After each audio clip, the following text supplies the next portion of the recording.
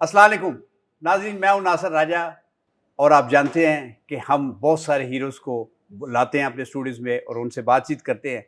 आज उसी शख्सियत को जिसको सारा पाकिस्तान मोहब्बत करता है और मैचलेस कहता है, हमने उनको घेर लिया है और उनको गोल करने नहीं देंगे, बल्कि आज हम गोल करेंगे, वो रोकेंगे। हमारे साथ मौजूद है अपने वक्त के बेहतरीन centre forward, Olympic gold medal जीतने वाले और वर्ल्ड कप जीतने वाले जनाब हसन सरदार साहब। अस्सलाम वालेकुम। जी वालेकुम सलाम। हसन सरदार साहब, बहुत शुक्रिया आपका कि आपने हमें प्लेजर। टाइम दिया।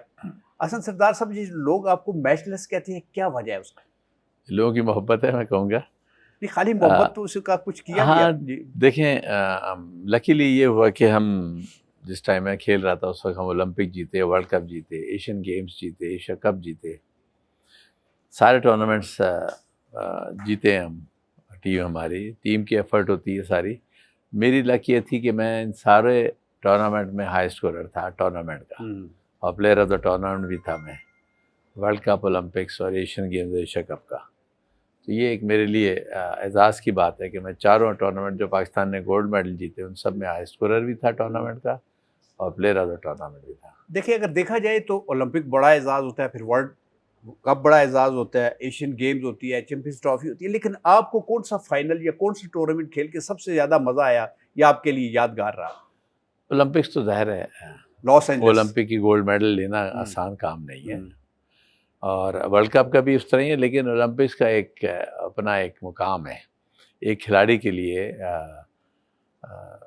जो कि पूरी दुनिया इकट्ठी होती है, सारी गेम्स। सब इकट्ठे होते हैं और फिर वो सब तैयारी से आते हैं, और मुख्तलिफ किस्म के उसमें डिफरेंट, वर्ल्ड कप तो सिर्फ हॉकी का हो रहा होता है और डिफरेंट फुटबॉल इस तरह, लेकिन ओलंपिक्स में तो सारे टूर्नामेंट चल रहे होते हैं और सारे एथलीट्स तो उसमें खेल रहे होते हैं, और एक विलेज होता है वहाँ पे, उन्होंने बनाया होता है, इसे विलेज का नाम दिया है, स्पोर्ट्स विलेज है वो, और उसमें सारी फैसिलिटी देते हैं रहने से लेके, और सब उसमें हार्मनी है, सारे प्लेयरों को एक ट्रीट किया जाता है, एक जैसा खाना होता है, वो अमेरिका का हो, चाहे वो नाइजीरिया का हो, चाहे वो पाकिस्तान, तो वो एक जैसा खाना, एक जैसा ट्रीटमेंट जो है वो सबको मिलता है। सही।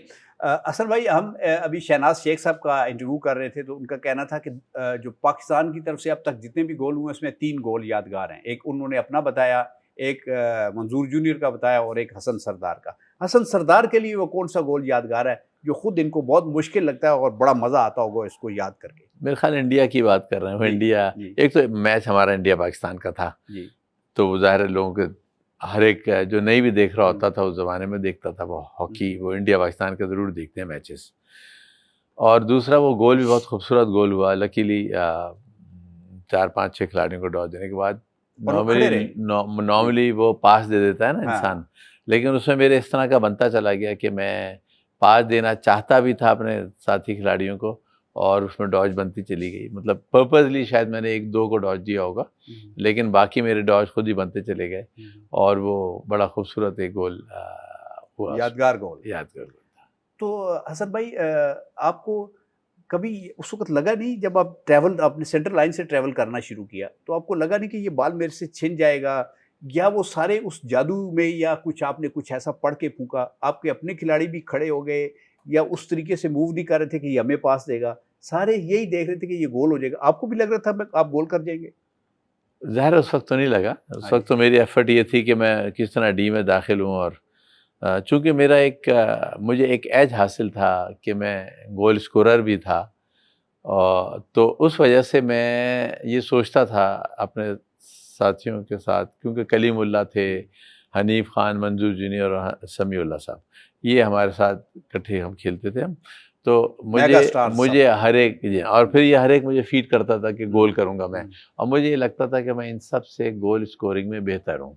तो जब ये गोल इंडिया के खिलाफ मेरा हुआ, तो मैंने, जब मैं डी में 2 को तो मैंने पर्पसली डॉज दिया, लेकिन जब आखिरी 3 डॉज हुए उसमें मैंने मंजूर जूनियर को आवाज़ देता रहा, क्योंकि मैं थोड़ा सा राइट साइड पे चला गया, और मंजूर जूनियर, हम में ये होता था कि अगर हम कोई लड़का आ जाए तो वो ऑटोमेटिकली सेंटर फॉरवर्ड बन गया था मंजूर, और जब मैं राइट पे चलता हुआ वापस आया हूँ तो मैंने 2 दफ़ा मंजूर को आवाज़ दी, और तीसरी दफ़ा गोलकीपर जब आया तो तब भी मैंने कहा हाँ मंजूर, मंजूर को मंजूरा कहते थे हम, तो मैंने मंजूरे 2 दफ़ा, जब तीसरी दफ़ा किया तो वो गोलकीपर ने उस वक्त ये सोचा कि शायद मैं मंजूर को ही दूंगा, और मैं दे भी देता उसे। ऐसा नहीं हुआ कि सिर्फ आवाज़ मारी थी, मैं हर दफ़ा देना चाह रहा था, देना भी चाहता था। और फिर वो आखिर में जब देखा मैंने गोलकीपर थोड़ा-सा उसका राइट है जो पैर था वो थोड़ा-सा झुका, तो मुझे उसके लेफ्ट पे आया, तो मैं देते-देते मैंने बॉल हॉकी करके लेफ्ट से ऐसे फेंक दी बॉल में, गोल में। तो वो मंजूर जूनियर वो सबसे अच्छा गोल हुआ, खूबसूरत गोल हुआ।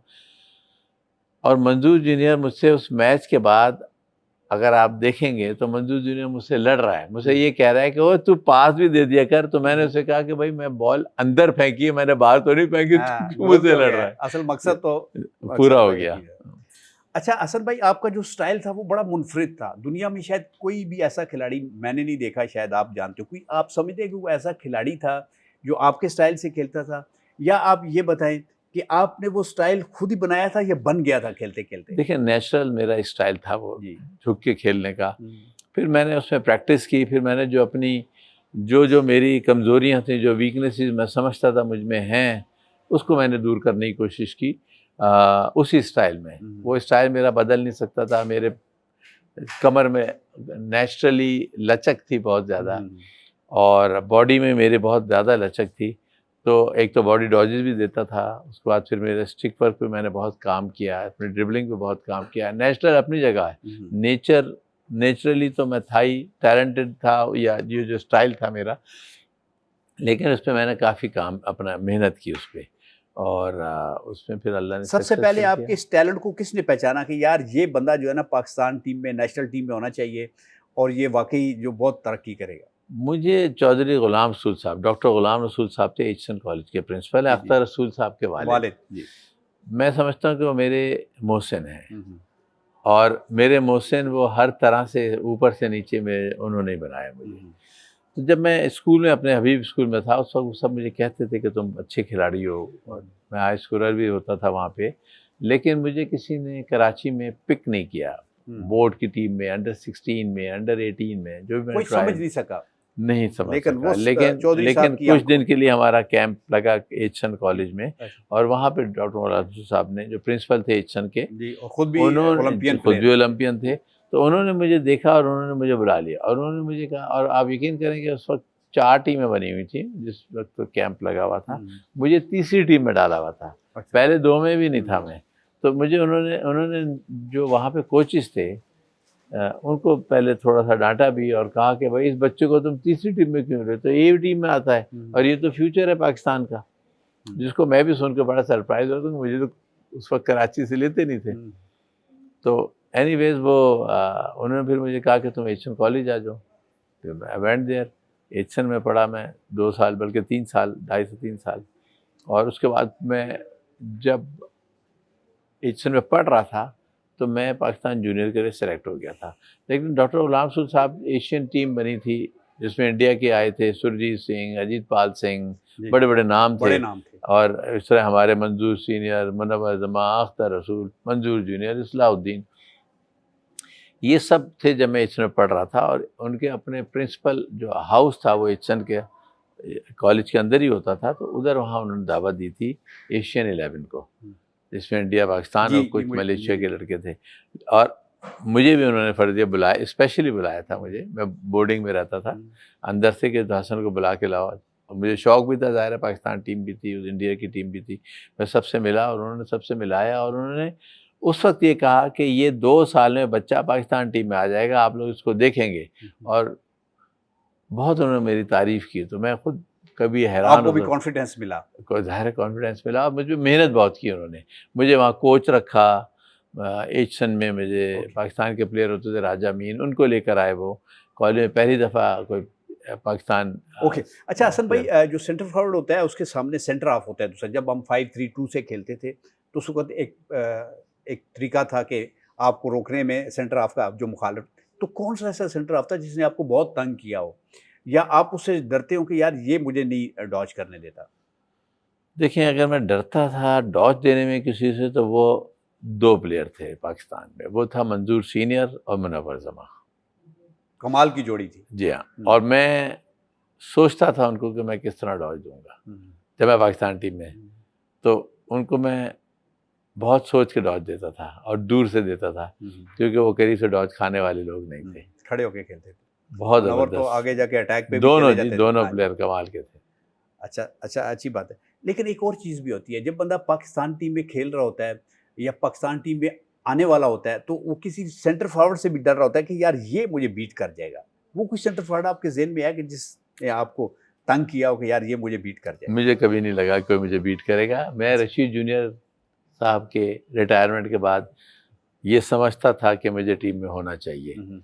मैं 77 जब मैं एनईडी में पढ़ रहा था, 77 की नेशनल चैम्पियनशिप खेली जब मैं तो मैंने रेलवे में था नहीं, पर हमारे उस वक्त नई टीम बनी थी यूबीएल की, पर जी, जी। वो यूबीएल को अलाउ नहीं था, एफिलिएटेड नहीं थी पाकिस्तान हॉकी फेडरेशन से। हुँ, वो कहते थे आप नेक्स्ट ईयर 78 79 में जाके आप खेलेंगे, 78 में आप ये 77 जो था ये, हुँ, इसमें आप यूबीएल नहीं खेलेगी। तो हम जितनी यूबीएल की टीम थी वो सारे के सारे फिर नेशनल चैम्पियनशिप रेलवे से खेले थे, जिसमें हमारे दोस्त थे, शफीक थे जो वर्ल्ड कप में गए भी थे। हुँ, हुँ। उन्होंने फिर एक टीम बनाई और उसमें फिर मैं भी उसमें खेला और हम थर्ड आए। उसमें मैं हाई स्कोरर था, उसमें मेरे डबल हैट्रिक्स थी। वो नेशनल चैम्पियनशिप मेरा पहला नेशनल चैम्पियनशिप था जो मैं पूरा खेला और उसमें हमने कस्टम्स को भी हराया। उसमें हमने काफ़ी टीमों को हमने उसमें हरा के हम थर्ड पोजीशन पे आए।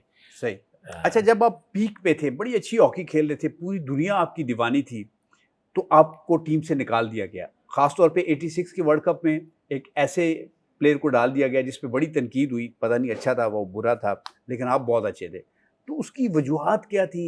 क्या आप समझते थे कि आप इस काबिल नहीं रहे कि आपको टीम में लिया जाए या कोई और वजूहात थी? और वजूहत थी।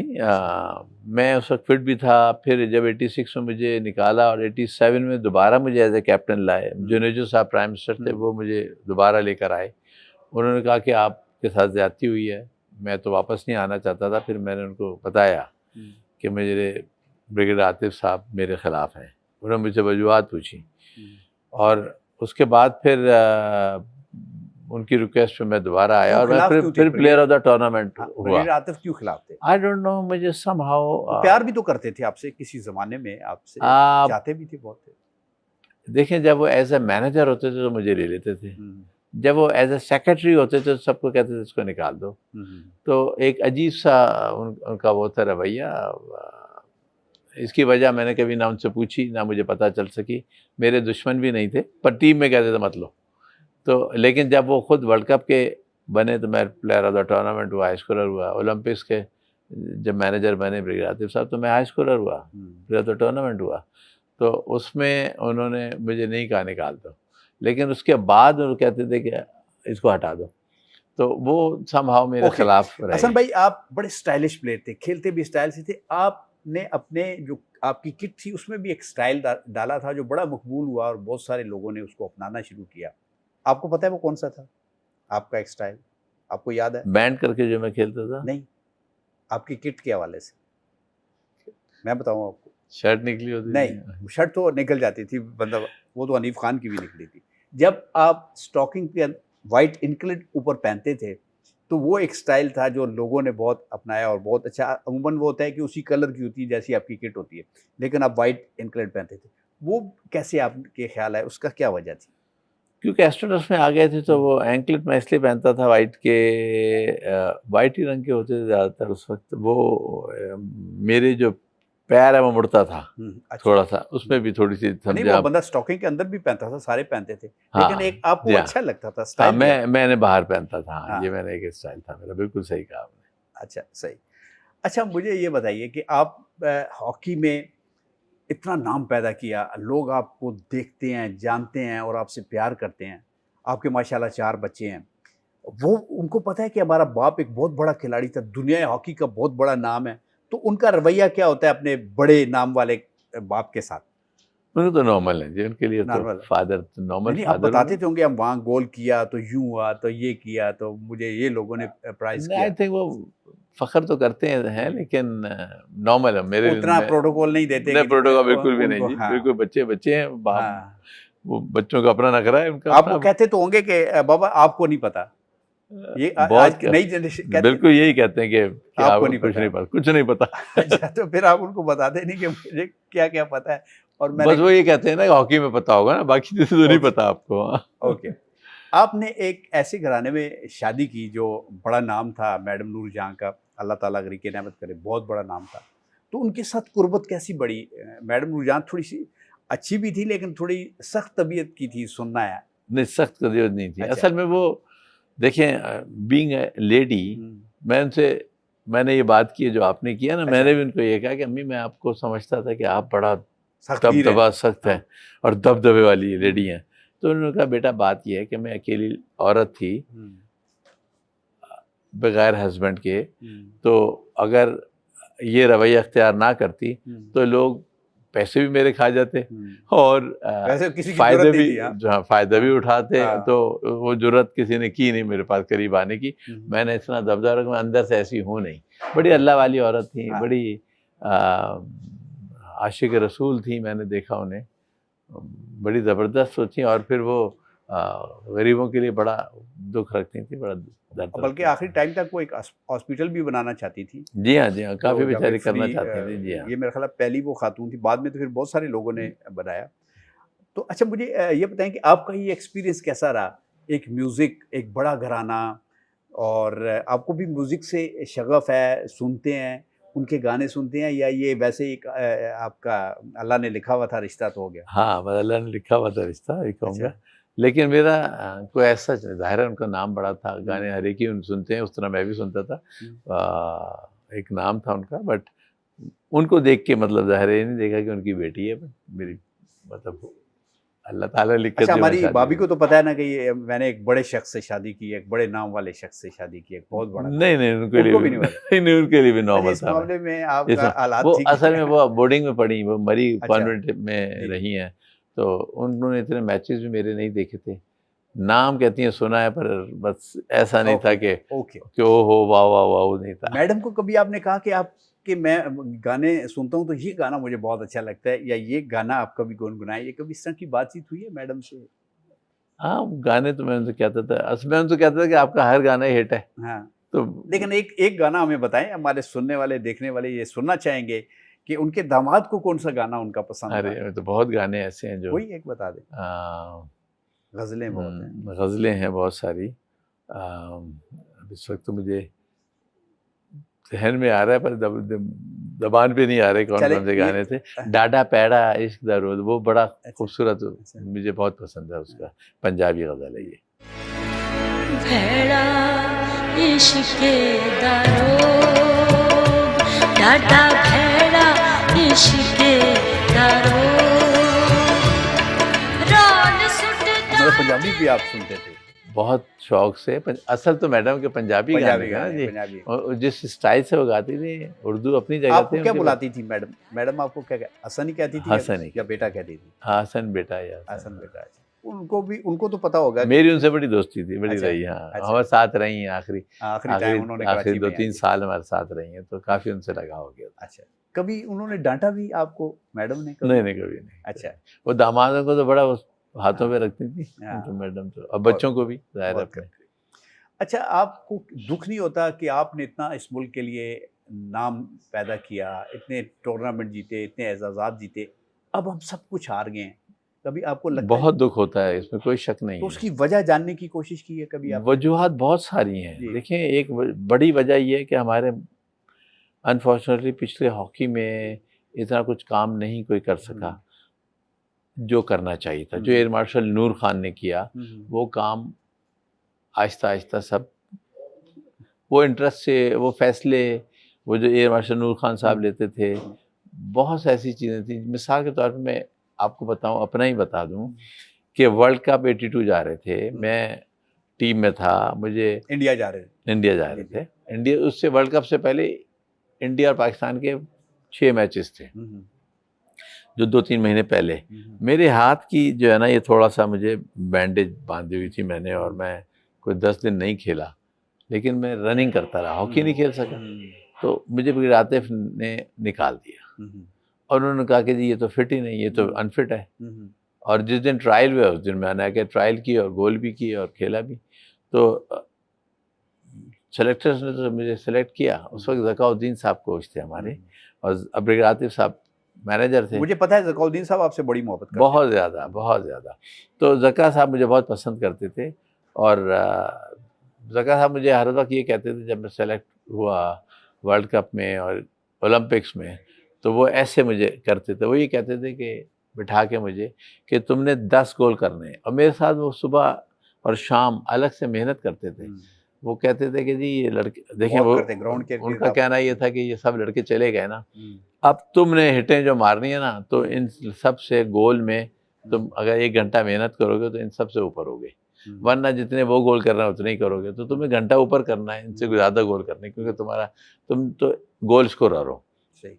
तो वो मुझसे हिटें लगवाते थे गोल में और एंगल्स पे और प्रैक्टिस कराते थे स्पेशली। हुँ, और वो ये कहते थे कि 10 गोल, अगर 8 गोल होंगे तो हम ओलंपिक या वर्ल्ड कप नहीं जीतेंगे, ये कहते थे मुझे। हुँ, तुम 10 गोल करोगे तो हम वर्ल्ड कप भी जीतेंगे। और यही हुआ कि मैंने 12 गोल किए वर्ल्ड कप में और 10 गोल किए मैंने ओलंपिक्स में।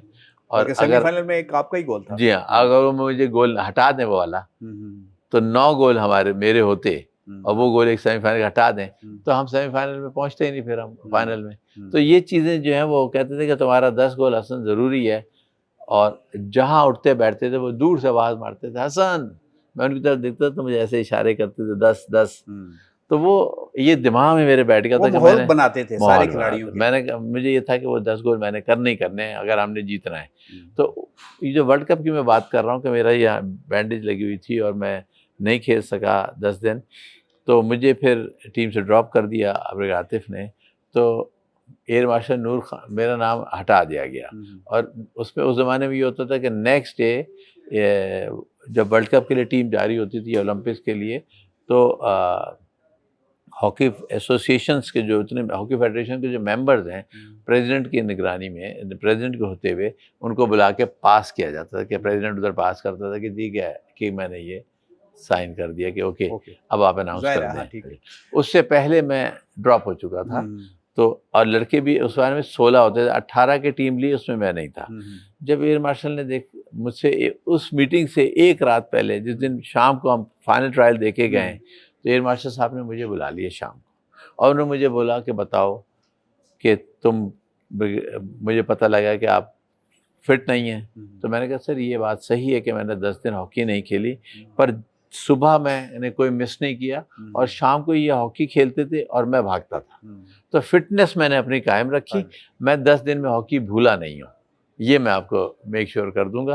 तो उनको ये बात समझ आ गई और जब वो लगा तो नेक्स्ट डे उन्होंने कहा कि हियर इज़ माई रिज़ाइन। उन्होंने पहले देखा हसन सरदार का, तो आतिफ ने कहा कि सर वो तो खेला ही नहीं। हुँ, तो उनका 10 दिन नहीं खेला, भूल नहीं गया। हुँ, उन्होंने वही लफ्ज़ बोले और ज़का साहब से पूछा तो उन्होंने कहा जी वो फिट है। ज़का साहब ने कहा वो रनिंग करता रहा, उसमें कोई मिस नहीं किया। तो उन्होंने कहा अगर हसन को आप नहीं लेंगे तो मेरा रिज़ाइन ले लें। अच्छा। तो वो फिर स्टैंड लेते थे। ओके। हसन भाई, आपकी जगह जो लड़का लिया इफ्तिखार सेंटर फॉरवर्ड, उसको फिर बहुत ज़्यादा तनकीद का निशाना बना। टीवी पे एक गाना भी चला, इफ्तिखार आके तू मुझे मिल ज़रा। तो वो कैसा लगता था आपको? अच्छा नहीं लगा। अच्छा। वो बच्चा था, यंग एज, उन्होंने ले लिया था। ब्रिग आतिफ ने मुझे निकालने के लिए उसको ज़बरदस्ती डाल दिया था। हुँ, तो ज़ाहिर है और उसको अगर बड़े आप टूर्नामेंट में ले अगर लिया। जी हाँ, वर्ल्ड कप में ले गए। हुँ, अगर उसको खिलाते 2 रहते। साल बाद, हाँ, अगर वो इतना अच्छा था और समझते थे तो उसको साल 2 साल ट्रेन करके फिर लाते। हुँ, तो मैं समझता हूँ कि ओके। हसन भाई, एक मरतबा फिर आते हैं कि पाकिस्तान की टीम अब क्या आप समझते हैं कि बेहतर हो सकती है? जैसे अब मोइनुद्दीन वानी साहब आए हैं, वो बड़े स्टेप्स ले रहे हैं, आपसे भी मशवरे कर रहे हैं। क्या वो ठीक ट्रैक पे चल रहे हैं, ठीक सिमत में जा रहे हैं, या अभी भी कुछ चीज़ें ऐसी हैं जिनको ठीक जी करना हाँ, है? सबसे पहले तो ये किया ना कि मैं कहूँगा कि स्टेप बहुत अच्छा लिया प्राइम मिनिस्टर साहब ने। हुँ, क्योंकि देखें उस ज़माने के जितने भी लोग हैं, हुँ, वो ये कहते हैं, ये समझते हैं कि हम लोग हॉकी में चैंपियन थे तो अब क्यों नहीं है, और हमें इस तरह से मतलब है कि हमें हॉकी जो है हमें नज़रअंदाज नहीं करनी चाहिए। उसको देखते हुए उन्होंने फिर स्टेप लिया ये, हुँ, जो पहले फेडरेशन थी वो इतना कोई काम नहीं कर रही थी। हुँ, हुँ, तो जब उनको ये पता लगा कि इस तरह की बात है, तो उन्होंने फिर उनको रिमूव किया और फिर वानी साहब को लेकर आए। मैं कहता हूँ कि इससे अच्छा कोई स्टेप प्राइम मिनिस्टर साहब ले नहीं सकते थे, ओके। जितना कि मोइनुद्दीन वानी वानी साहब साहब को को लाए। बताइए, ये आपका कैमरा है, कि ये 3 स्टेप आपने ज़रूर लेने हैं, इनसे आपने बिल्कुल पहलूतही नहीं करना, 3 स्टेप उन्हें बताएं। देखें, हम तो उनको मशवरा, क्योंकि उन्होंने सबसे नहीं, पहले मैं चाह ये रहा हूँ किया, कि आप सबसे उनको पहले ये हाँ, किया वानी जी, साहब ने और जी, प्राइम मिनिस्टर साहब ने जी, कि मुझे और इस्लाउद्दीन साहब को उन्होंने ठीक, टेक्निकल कमेटी के को चेयरमैन लगाया। हमारे मर्जी के बगैर फैसले टेक्निकली नहीं होते। ओके, मतलब अगर कोचेज़ हैं, अगर हमारे कोई सेलेक्टर्स हैं, ये जितने भी हैं, और जो भी कोई इंक्लूजन है किसी चीज़ का भी टेक्निकली, वो हमने रिकमेंड करना है वानी साहब को, और अगर उन्हें कुछ पूछना है तो उन्होंने टेक्निकली हमसे पूछना है, और फिर हम दोनों एक मशवरा करके इस्लाउद्दीन साहब और मैं, फिर हम वानी साहब को ब्रीफ करते हैं और वानी साहब फिर उसको एग्री करते हैं। अगर एग्री नहीं करते तब भी हम आपस में बात कर लेते हैं, पर ज़्यादातर वो एग्री ही करते हैं, क्योंकि टेक्निकली उन्होंने हमें लगाया हुआ है। तो ये तो एक बहुत एक एडमिनिस्ट्रेटिवली उन्होंने खुद लुक आफ्टर किया हुआ है। अनथक आदमी है, मेहनत करते हैं, माली तौर पे डेडिकेटेड हैं। हाँ, या अब सबसे बड़ी बात यह है कि माली तौर से उन्होंने, और फिर वो ऐसे नहीं है कि गिव अप कर दें, वो बैठते लड़ने नहीं वाले हैं, हैं। वो लड़ने वाले हैं, फाइटर हैं। तो उन्होंने ये काम बड़ा ज़बरदस्त किया। मैं कहता हूँ कि उन्होंने स्कूलों में रिवाइव कर ली। अभी देखें, कोरिया 20-25 साल बाद कोई टीम बाहर से आई है पाकिस्तान हॉकी के लिए, वो आए। आगे भी हम और लोग ले रहे हैं। हमने अभी कोचेज़ लिए थे पहले पाकिस्तानी, अब हमने सीनियर टीम में वो डाल दिए, और वो जूनियर को भी हैं, उनके साथ भी होंगे। ये हमने कुछ फिटनेस के, हमने देखा कि फिटनेस पे लेवल पे पूरा नहीं हो रहे, तो वानी साहब, मैं और इस्लाह साहब बैठ के हमने सर जोड़ा, और हमने फिर फिटनेस के लिए भी बाहर से लोग लेकर आए, और कोचेज़ भी बाहर से लेकर आए। बाज़ लोग इतराज़ करते हैं कि बाहर की कोचेज़ वो कंपैटिबल नहीं होते हमारे खिलाड़ियों से, उनको समझा नहीं पाते, उनके साथ उनका कल्चर और होता है, हमारे खिलाड़ियों का और होता है। नहीं, हमने अभी अदनान ज़ाकिर को रखा हुआ है, साथ रखा है, वो ताकि साथ रखा है। वो इंग्लैंड में कोचिंग करते रहे हैं। पाकिस्तान के प्लेयर हैं अदनान ज़ाकिर, पुराने जूनियर सीनियर के टीम के। फिर अदनान ज़ाकिर जो है वो इंग्लैंड में ब्रिटिश होल्डर, पासपोर्ट होल्डर हैं, भी हैं। तो वो उन्होंने वहाँ पे नेशनल चैम्पियनशिप अपनी टीम को जिताया। यानी वो पुल का किरदार अदा कर रहे हैं। और वो फिर उनको जर्मनी ने, मतलब ये वो दैट गुड कि उन्होंने जर्मनी के क्लब ने उनको बुला लिया था एज अ कोच। तो उनको भी हमने रखा है, और ये हमने अपनी तरफ से जो भी बेस्ट टीम हमारे बजट में थी वो हम लेकर आए। ठीक है हसन भाई, अभी आपने कप्तान चेंज करने का आपका हमने पढ़ा, अखबारात में सुना, मीडिया में, कि आपने और इस्लाह भाई ने कप्तान चेंज कर दिया।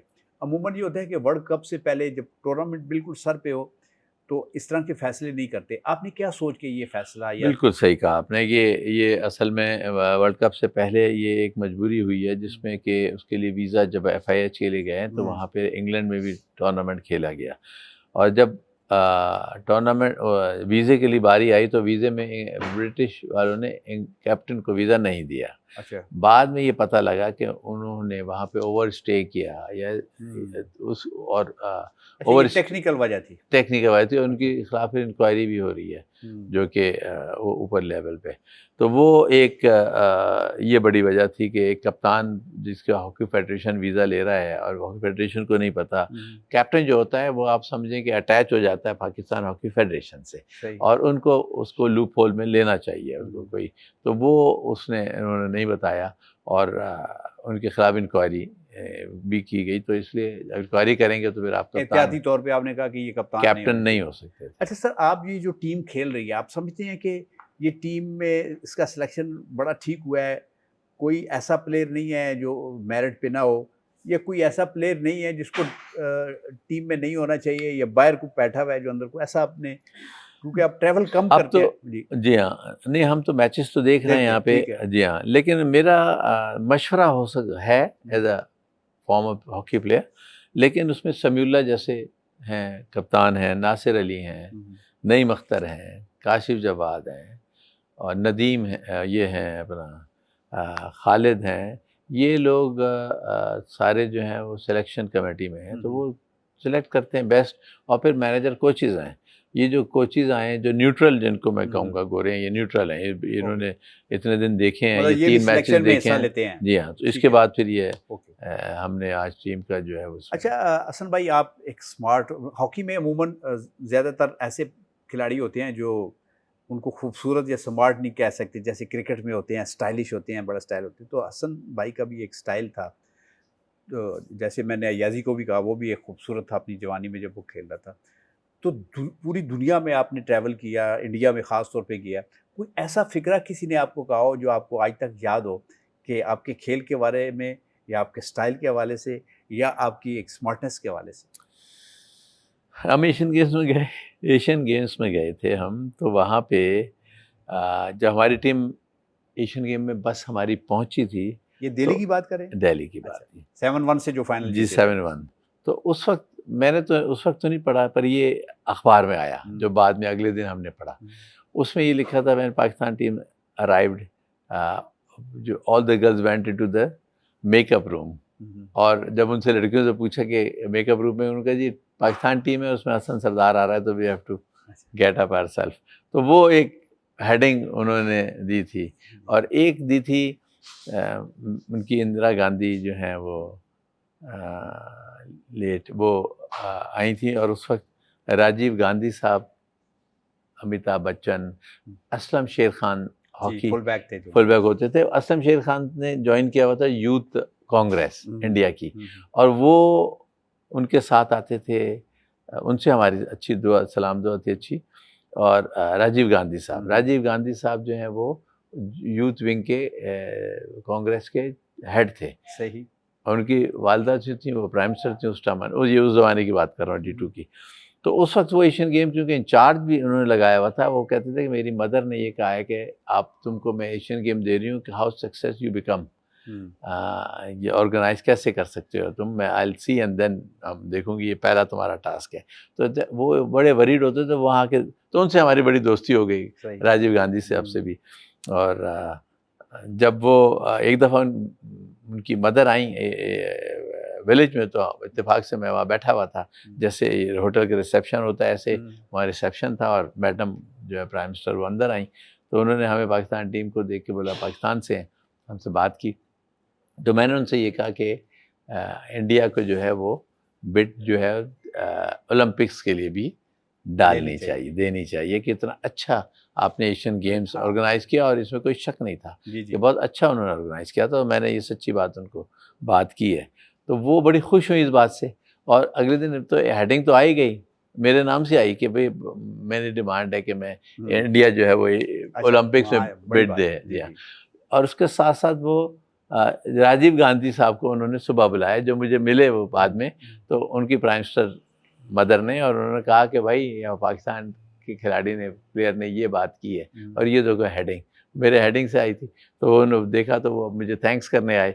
मैंने कहा, कहते यार आपने मेरा तो बड़ा न कर दिया मेरी मदर के सामने। मैंने कहा आपसे हमारी अच्छी दोस्ती हो गई है, लेकिन आपको देख के नहीं, मैंने हकीकत बात बोली है। सही, बड़ी अच्छी बात थी। और फिर उसके बाद फिर बेनज़ीर साहिबा से मेरी बड़ी अच्छी थी दोस्ती। तो जब राजीव गांधी साहब को उन्होंने बुलाया as a prime minister, Benazir साहिबा थी, और राजीव गांधी साहब आए, तो उस वक्त मुझे बीवी ने जब बुलाया तो वो मुझे देख के गलगीर हो गया कि जी ये कि वो हैरान हुए कि सबके कैसे दोस्ती आपकी है। तो वो भी एक अच्छा यादगार था। अच्छा हसन भाई, हम इंडिया के और जो पाकिस्तान की हॉकी मैचेस हर गेम में ही होता है, लेकिन हॉकी भी बड़ी राइवलरी थी और बड़े टकरी मैच होते थे, हम उनसे सीरीज़ भी खेले, और लेकिन वो ख़त्म हो गई है।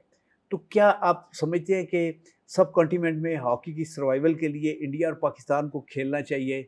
इंडियन जो हॉकी फेडरेशन है उनका क्या किरदार होना चाहिए, उनकी गवर्नमेंट का क्या किरदार होना चाहिए?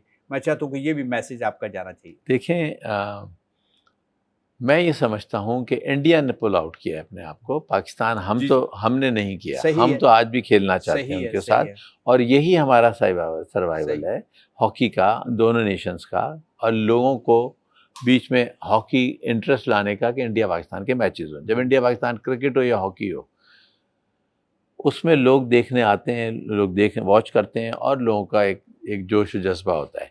तो वो हॉकी के मैचेस जो हम खेला करते थे और जिससे ज़िंदा थी हॉकी हमारी इंडिया पाकिस्तान की, वो अब ख़त्म हो गई। उनकी सरकार को, उनकी गवर्नमेंट को ये चाहिए कि वो दोबारा से इसको रिवाइव करें, हमारे हॉकी टेस्ट मैचेस को, क्योंकि उनको ये समझना चाहिए कि हॉकी जो है वो ये ज़िंदा रहेगी दोनों नेशन में, तो पब्लिक लोगों में ज़िंदा रहेगी। अच्छा, मैं अब जाते जाते आपसे एक सवाल, मुश्किल है ज़रा सवाल पूछना चाह रहा हूँ, शायद आपके लिए मुश्किल ना हो, लेकिन मुझे लगता है कि मुश्किल है। ऐसे कौन से 5 खिलाड़ी हैं हॉकी दुनिया हॉकी में, ख़ास करके पाकिस्तान में, जो अब समझते हैं कि उनका कोई जोड़ नहीं है, कोई उन जैसा पैदा नहीं हो सकता? बहुत खिलाड़ी ऐसे हैं। लेकिन मैं चाहता हूँ कि 5 की गिनती दें आप। 5 का मुश्किल हो जाएगा अगर मैं दुनिया के पाकिस्तान के देखूँ अलग कर दूँ और उनके उनके अलग कर दूँ दुनिया मैं। के अलग कर दें। उन 5 में मैं समझता हूँ कि समीउल्लाह साहब हैं, अख्तर रसूल साहब हैं, मंजूर सीनियर साहब हैं। मैं तो नईम अख्तर को भी लूँगा। लेफ्ट हाफ आप ओलंपिक उठा के देखें, वो पहला वर्ल्ड लेफ्ट हाफ था क्लास जो world attack class left half, करने जाता था, जी वो करने अटैकर जाता था। जी। और मैं उसका फ़ैन हूँ। अच्छा, आप ये बड़ी- समझे उस ज़माने से एक नईम का जी। इतना खूबसूरत खेलता था वो। और मंजूर जूनियर, क्या बात, अल्लाह करी या इस्लाहुद्दीन साहब, जी। ये इस तरह के यू नेम इट तो बहुत सारे नाम आ जाते हैं। ओके। लेकिन ये तो अब दुनिया चीज़ चले, है ये कि तो 5 हो ही गए, अब दुनिया हॉकी के और दुनिया की मैं चार्ल्सवर्थ को मैं समझता हूँ, ब्लोशर को मैं समझता हूँ, ये 2 थे। फिर ऑस्ट्रेलिया के और भी स्मिथ सेंटर हाफ था, जी। सुरजीत हॉलैंड सिंह के थे, था, सुरजीत सिंह था बड़ा प्लेयर। हॉलैंड का पॉल लिडजन थे, टी स्क्राउजे था, जी। बहुत ज़बरदस्त प्लेयर था। और इसी तरह ही अजीत पाल सिंह थे, सेंटर हाफ। बड़ा नाम। इनके बड़े नाम थे, बहुत बड़े-बड़े जी, जी। खिलाड़ी थे ये। तो ये मेरी नज़र में ये हसन भाई, आपके टाइम का बहुत शुक्रिया, आपकी मोहब्बत का बहुत शुक्रिया। मुझे बड़ी खुशी हो रही है कि आज मैंने ये एज़ाज़ हासिल किया है, एक ऐसे खिलाड़ी का मैंने इंटरव्यू किया है जिसका बड़ा हॉकी में नाम है, जिसके चाहने वाले बहुत ज़्यादा हैं। हसन भाई, बहुत शुक्रिया शुक्रिया। आपका। इन नामों में शहनाज शेख का शहनाज नाम शेख। बहुत ज़्यादा, मैं उनका बहुत बड़ा फ़ैन हूँ और नहीं, वो बहुत प्लेयर भी बड़े खूबसूरत, बहुत स्टिकर वर्क उनका कमाल का था। बड़ा था। और अगर अब आप इसका एतराफ़ ना करते तो मैं उनको जाके शिकायत करता। ना शायद नहीं, मैं मेरे बहुत वो फिर फेवरेट आपको प्लेयर फ़ोन थे। करता। तो जनाब, आपका बहुत शुक्रिया, आपने हमारा साथ दिया। हसन भाई का बहुत शुक्रिया। हमारा चैनल सब्सक्राइब कीजिएगा, लाइक कीजिएगा, शेयर कीजिएगा। इंशाल्लाह फिर किसी प्रोग्राम में मिलेंगे। पाकिस्तान जिंदाबाद। जिंदाबाद।